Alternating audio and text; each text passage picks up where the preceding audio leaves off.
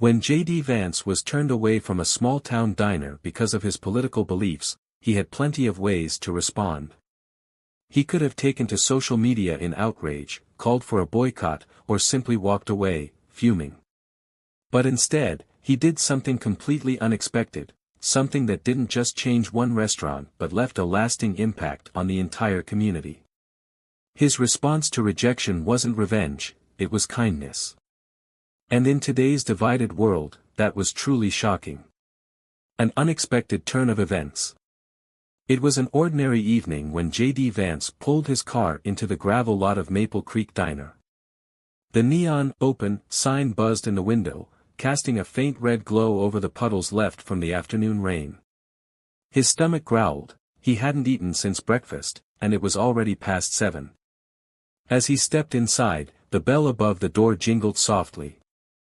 The air was filled with the rich aroma of fresh coffee and fried potatoes, accompanied by the low hum of country music playing through the overhead speakers.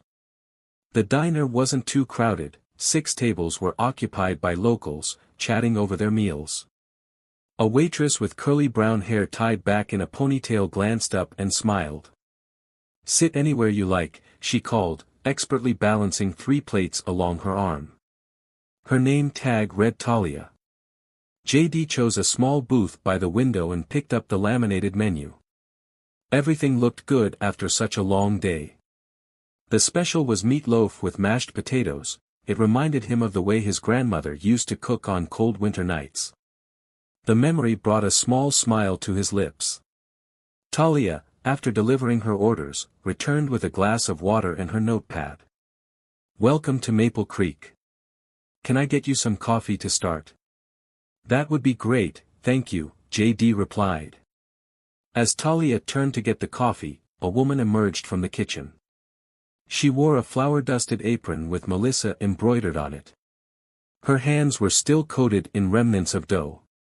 The moment she saw J.D., she froze. "Talia," she said sharply, motioning the waitress over. Talia hesitated but placed her notepad on the counter and walked toward the cash register where Melissa stood. The 2 women exchanged hurried whispers. J.D. noticed Talia's eyes widen slightly as she glanced back at him. Melissa's face, already flushed from the heat of the kitchen, turned a deeper shade of red. The soft chatter of the diner began to die down. Other customers had noticed the exchange. The clink of a coffee cup being set down echoed louder than it should have. Melissa smoothed her apron, took a deep breath, and walked toward J.D.'s table, Talia trailing behind. "I'm sorry, but I can't serve you here," Melissa said, her voice firm but controlled. J.D. looked up at her, surprised. "Excuse me?" Melissa crossed her arms. "I know who you are, Mr. Vance. I don't agree with your politics, and I don't feel comfortable having you in my restaurant." She squared her shoulders. "This is my business, and I have the right to decide who I serve." Silence fell over the diner. Every eye was now on them. J.D. held Melissa's gaze for a long moment. Talia, gripping her notepad to her chest, shifted uncomfortably. She looked like she wanted to disappear. He could feel the heat rising to his face. His first instinct was to argue, to remind her that businesses shouldn't refuse service based on political beliefs. He could make a scene. He could go online and expose her actions to his thousands of followers. Instead, he took a slow, steady breath. "I understand," he said simply. He folded the menu and placed it back in its holder. "It's your business. Your choice." Melissa blinked, as if she had braced herself for an argument that never came.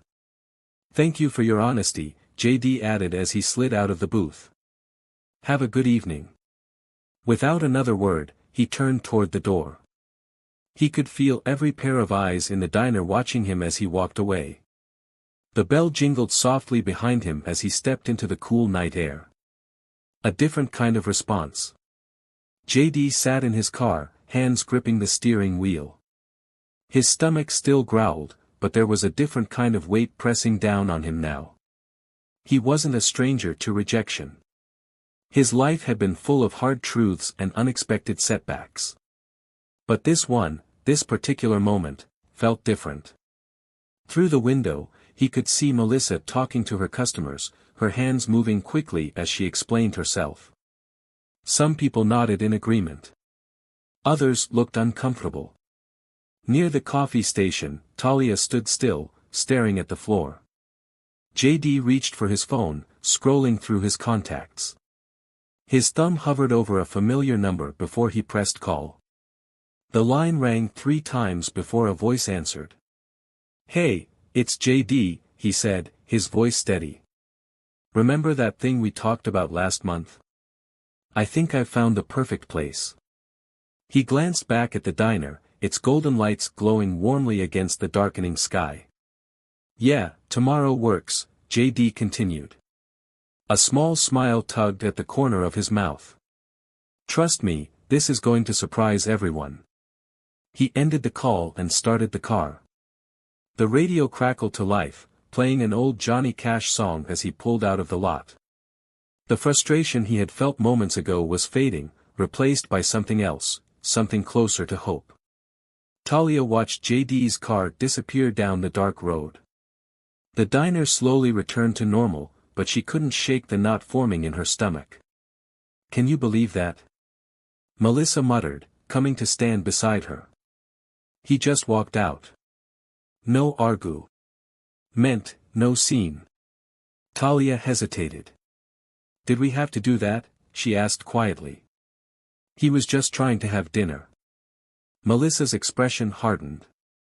"My parents lost their farm because of policies he supports. I can't serve someone like that and feel right about it." Talia nodded but didn't reply. The bell above the door jingled as a family of 4 entered, and Melissa put her businesslike smile back on. For the rest of her shift, Talia took orders and delivered food, but her mind kept returning to JD's face when Melissa had turned him away. He hadn't looked angry, just disappointed. By the time the last table was wiped down, it was nearly midnight. Talia trudged up 3 flights of stairs to her apartment, her feet aching. The elevator had been broken for months, and the landlord kept promising to fix it next week. She had stopped believing him after the 4th next week came and went.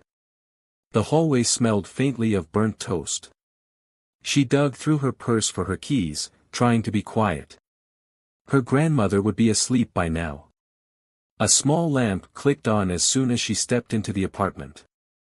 "You're late," a soft voice said. Eliza Reynolds sat in her faded blue armchair, a crocheted blanket draped over her legs. Her silver hair was tied in a loose braid, and her reading glasses hung from a thin chain around her neck.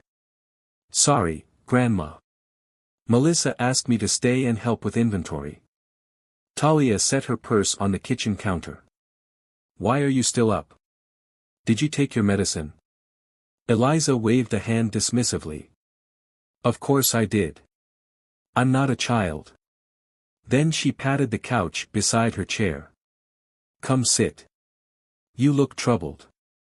Talia sighed and kicked off her shoes before sinking onto the couch. She could never hide anything from her grandmother. Eliza had raised her since she was 8, after her parents died in a car crash. She could read Talia like a book. "Something happened at the diner today," Talia admitted. She told Eliza about JD Vance walking in, about Melissa refusing to serve him. She just told him to leave, right there in front of everyone. Eliza frowned. "And what did he do?" "That's the weird part," Talia said. "He didn't get mad. He just said okay and left." She leaned her head back against the couch. "I felt awful, Grandma. Like we did something wrong." Eliza was quiet for a moment. "Maybe you did." Talia blinked, startled. "Melissa has her reasons," Eliza continued. "But turning someone away because you disagree with them?" She shook her head. "That's not how I raised you." Talia's throat tightened. "What was I supposed to do? Melissa's my boss. I need this job." Her voice wavered. Your medicine costs so much, and the rent just went up again. Eliza reached over and squeezed Talia's hand. Don't you worry about me. We've been through worse. But Talia did worry. Every day. Eliza's heart condition required expensive medication. Without insurance, they barely made ends meet. The diner job wasn't great, but it was the only place in town that would work around her community college schedule. Melissa seemed upset, Talia murmured. The diner's struggling. If business doesn't pick up, she might have to cut hours. That would be hard on everyone, Eliza agreed. She glanced at the stack of bills on the side table. What do you think JD will do? Talia hesitated. Will he tell people online not to eat at Maple Creek? Eliza sighed. Who knows? People surprise you sometimes. She patted Talia's hand again.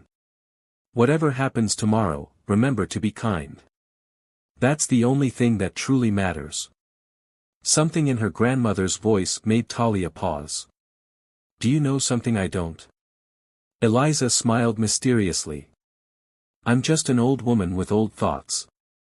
Go to bed. Talia helped her grandmother to her bedroom and made sure she had water and her morning pills ready. Then she went to her own tiny room and changed into her pajamas. But as she lay in bed, she couldn't shake the feeling that something big was about to happen.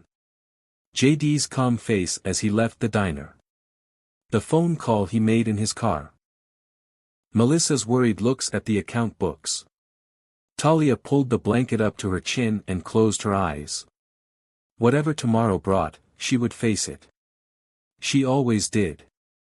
She fell asleep thinking about J.D. Vance's last words, "Thank you for your honesty." Such a strange thing to say to someone who had just kicked you out. Talia's alarm blared at 5:30 a.m. She groaned, blindly reaching for her phone and knocking it to the floor.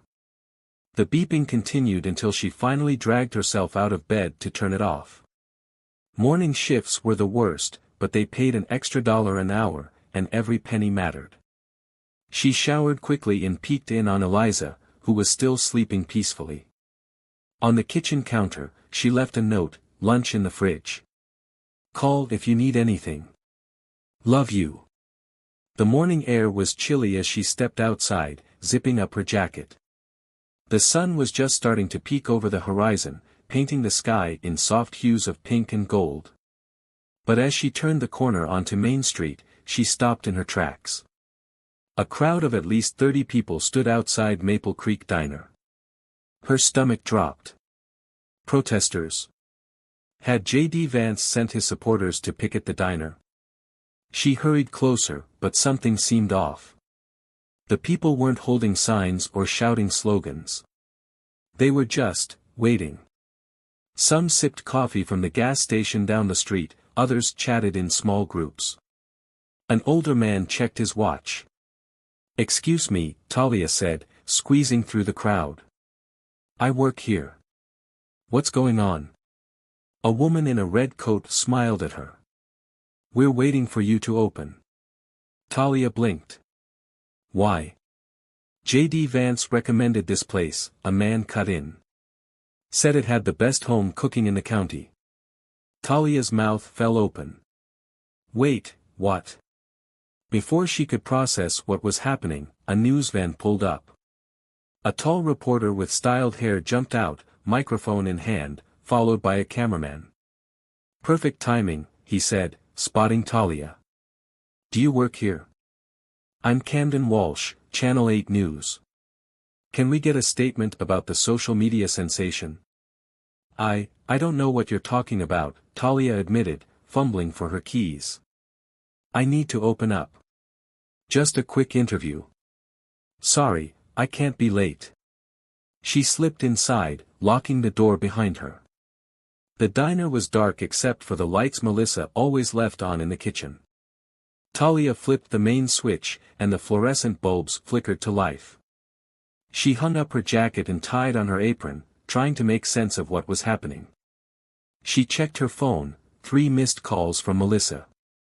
Before she could call back, the back door banged open. "Talia, thank God." Melissa rushed in, breathless. Her hair was pulled back in a messy ponytail, and she wasn't wearing makeup, a rare sight. "Have you seen what's happening?" "There's a crowd outside," Talia said. "And a news van." Melissa pulled out her phone and thrust it toward Talia. "Look." On the screen was a social media post from Vance. It showed a picture of Maple Creek Diner with its quaint blue awning. The caption read, "Turned away from this little gem in Oakwood last night because the owner didn't agree with my politics.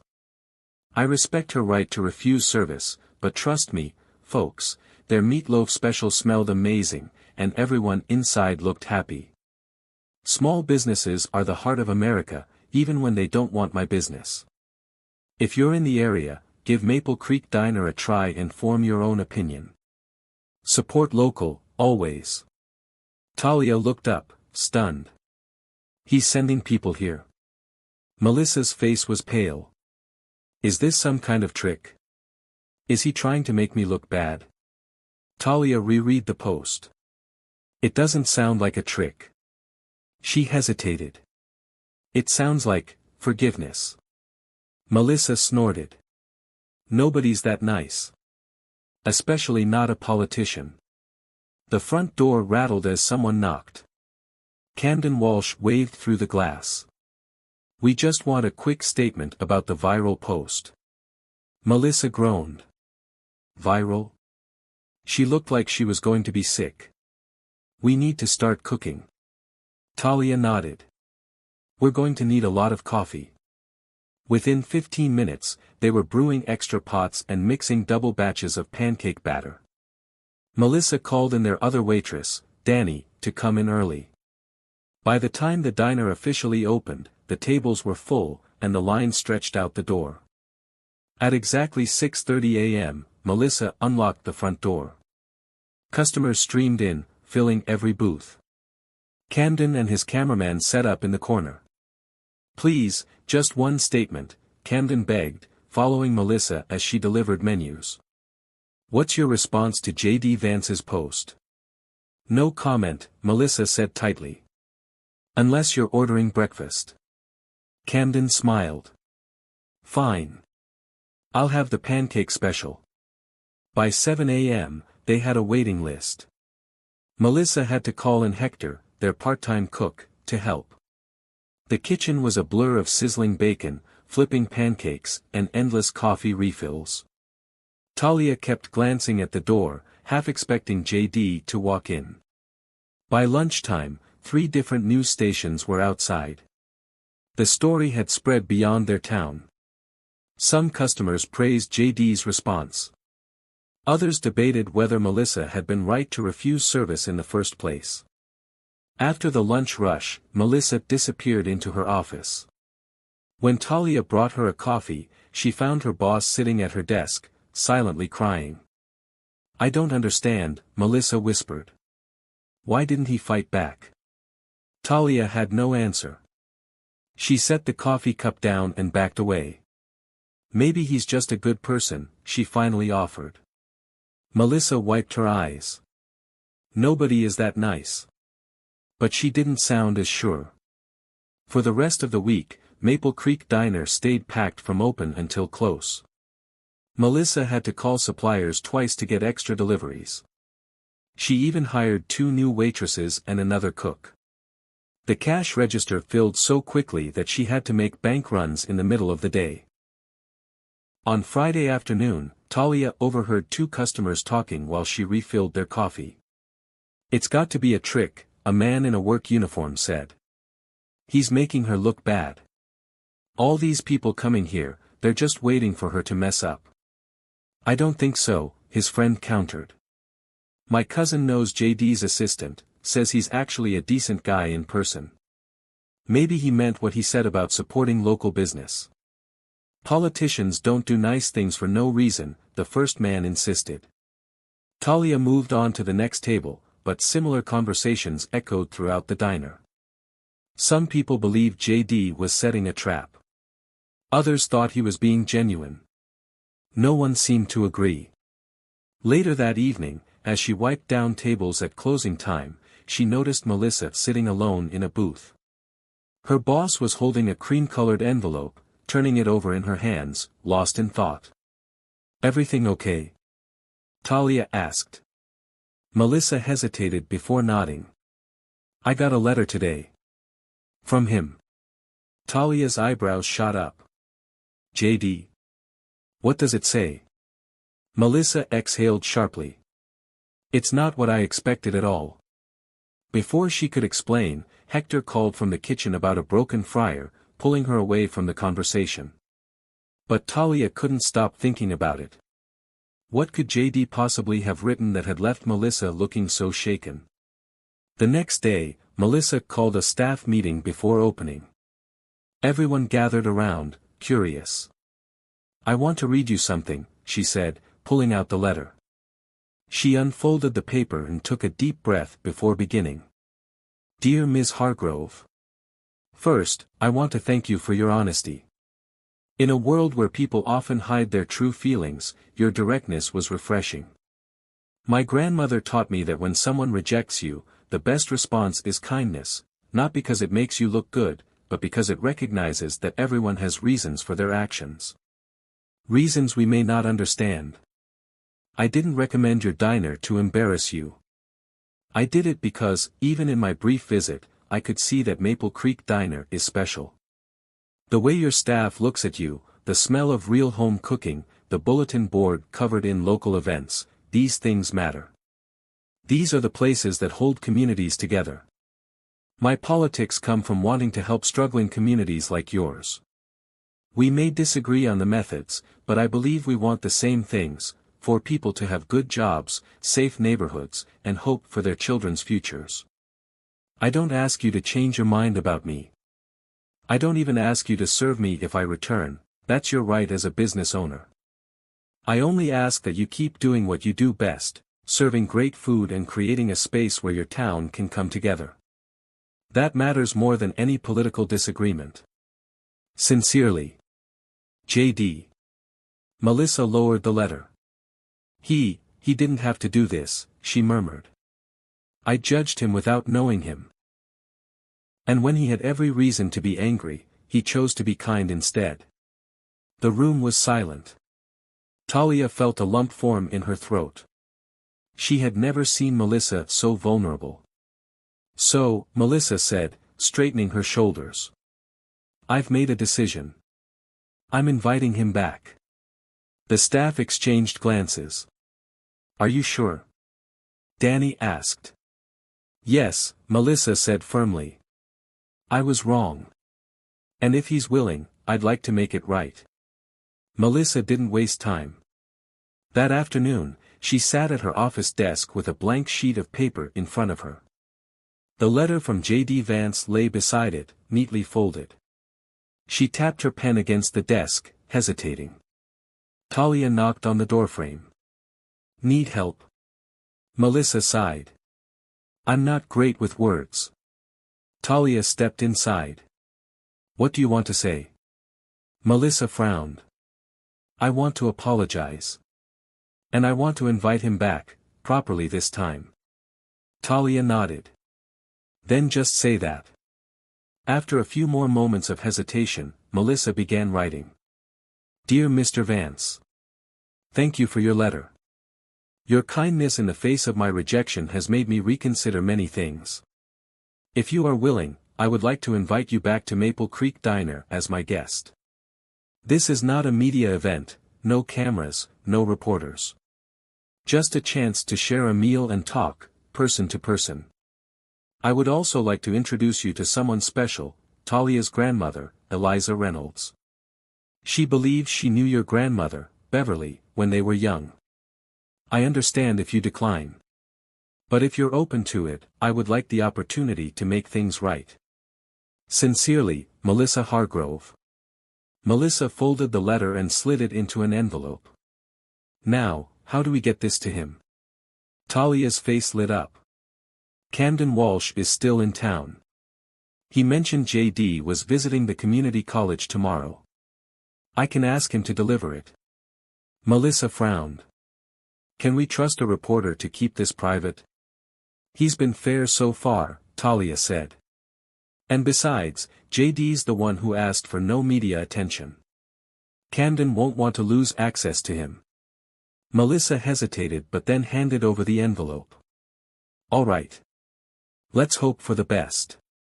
2 days later, Melissa received a text from an unknown number. M. Hargrove, this is JD Vance. Thank you for your invitation. I would be honored to join you on Friday at 7 p.m. The connection to my grandmother is especially meaningful. May I bring dessert? Melissa read the message twice before showing it to Talia. He said yes, she whispered. He's actually coming. Talia grinned. And he's bringing dessert. That's a good sign. The entire diner buzzed with quiet anticipation for the rest of the week.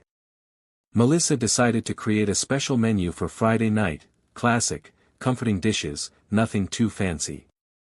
She tested 3 different meatloaf recipes before settling on one with a maple glaze. On Wednesday, Talia brought Eliza to meet Melissa. The 2 women sat in a booth for an hour, looking through an old photo album Eliza had brought. Beverly was the bravest person I knew, Eliza said, pointing to a picture of 2 teenage girls sitting on a porch step. When we were 12, some older boys were throwing rocks at a stray dog. She marched right up to them, all 4 of them bigger than us, and told them if they threw one more rock, she'd make sure they regretted it for the rest of their lives. Eliza chuckled. They ran off like she was twice their size. Melissa listened, something softening in her expression. She sounds like she was incredible. She was, Eliza said. And I think her grandson might be, too. By Friday, word had spread that something was happening at Maple Creek Diner. Though no one knew the details, speculation ran wild. Some people guessed JD was returning. Others thought a food critic was visiting. That afternoon, Camden Walsh stopped by. Is it true? He asked Talia. JD Vance is coming here for dinner tonight. Talia gave him a pointed look. You promised not to make it a story. I haven't, Camden said. But I'm not the only reporter in town. People are talking. Melissa emerged from the kitchen. Mr. Walsh, can I help you with something? Camden had the grace to look sheepish. Just checking if you needed anything for tonight. Melissa sighed. This isn't a media event. It's a private dinner. Camden nodded. Understood. But as he left, Talia couldn't shake the feeling that the press wasn't done sniffing around. Friday evening arrived quickly. Melissa came in before dawn to prepare, double-checking everything. By 6 p.m., the diner was spotless. The tables were set with cloth napkins, an uncommon touch. The aroma of freshly baked rolls filled the air. Eliza arrived first, wearing a neat blue dress and carrying her photo album in a cloth bag. Do you think he'll recognize anything in here? She asked Talia. If he looks anything like his grandmother, I think he'll recognize a lot. At exactly 7 p.m., a car pulled up outside. Melissa smoothed her apron and took a deep breath. Here we go. A soft knock at the door. She hesitated just for a second before unlocking it. JD Vance stood there, holding a bakery box tied with string. He wore a crisp blue button-down shirt and khaki pants, casual but put together. His smile was warm but cautious. M. Hargrove, he said, extending a hand. Thank you for inviting me. Melissa shook his hand. Please, call me Melissa. She stepped back to let him in. And thank you for coming. Especially after, well, last time. Water under the bridge, JD said easily. He glanced around the cozy diner, taking in the familiar checkered curtains and the scent of home-cooked food. I brought pie. Apple, from Betty's Bakery. The owner said it's the best in town. Melissa smiled despite herself. She's right. Talia and Eliza stood by the booth. JD's gaze fell on Eliza, and something in his expression shifted. He went very still, his eyes widening slightly. "Eliza Reynolds?" he asked softly. Eliza smiled, her eyes glistening. "You look just like your Uncle Jimmy," she said. "Same eyes." JD set the pie box down and stepped closer. "You knew my grandmother?" Eliza patted the chair next to her. "Sit down, young man. I have stories to tell you." JD pulled out the chair, his breath catching as Eliza opened the photo album. "This is where it starts," she said, pointing to a faded black and white picture. Two young girls sat on a porch step, one with a serious expression, the other grinning mischievously. "Mama," JD whispered, tracing his grandmother's face with his fingers. "I've never seen a picture of her this young." Eliza smiled. "Wait until you hear the stories." Melissa and Talia exchanged a glance, sensing this was a moment best left uninterrupted. "Let's give them a little time," Melissa whispered, heading toward the kitchen. For the next 20 minutes, the quiet murmur of JD and Eliza's conversation filled the diner. Laughter, gasps of recognition, and soft sighs echoed as memories resurfaced. Melissa finally emerged with a platter of meatloaf, mashed potatoes, and green beans. "Dinner's ready," she announced, breaking the spell. JD closed the album gently. "This smells incredible." They gathered around the table. For the first time, it wasn't a politician and a restaurant owner. It was just people, sharing food, stories, and maybe, a second chance. Dinner at Maple Creek Diner unfolded in a way none of them could have expected. The tension that had once defined Melissa and JD's relationship had melted away over warm plates of meatloaf and shared stories from the past. JD listened intently as Eliza recounted tales of his grandmother, stories he had never heard before. "She always told me to stand up for what I believed in," he said, stirring his mashed potatoes with his fork. "But she also told me to listen, really listen, to those who disagreed with me." Melissa nodded slowly. "I wish I had done that sooner." The conversation drifted from personal memories to broader topics, life in small towns, the struggles of independent businesses, and the challenges of bringing a divided community together. Despite their different perspectives, there was no arguing, no defensiveness, just understanding. At the end of the meal, JD insisted on clearing the plates, much to Melissa's protests. "I didn't come here just to eat," he said with a grin. "I came to help clean up too." As they worked side by side in the kitchen, Melissa finally asked, "Why did you do it?" JD glanced at her. "Do what?" "Send people here. After what I did, you could have destroyed my business overnight." JD leaned against the counter, considering his answer. "Because my grandmother always said that kindness is more powerful than anger. And because, honestly, I could tell this place meant something to you." Melissa exhaled, a small smile creeping onto her face. "It does." Before JD left, he turned to Eliza. "Would you ever be interested in recording some of your memories about my grandmother?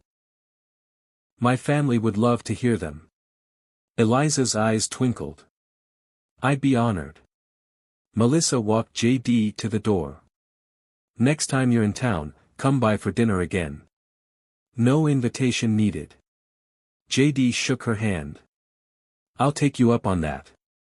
As he stepped outside, Talia caught Melissa watching him go, a thoughtful expression on her face. "You okay?" Talia asked. Melissa nodded. "Yeah. I think so." As the diner settled back into the quiet hum of closing time, it was clear that something had shifted. Not just in the restaurant, but in all of them. If you enjoyed this story, don't miss out, make sure to like, subscribe, and share. Your support helps us keep bringing you more amazing content.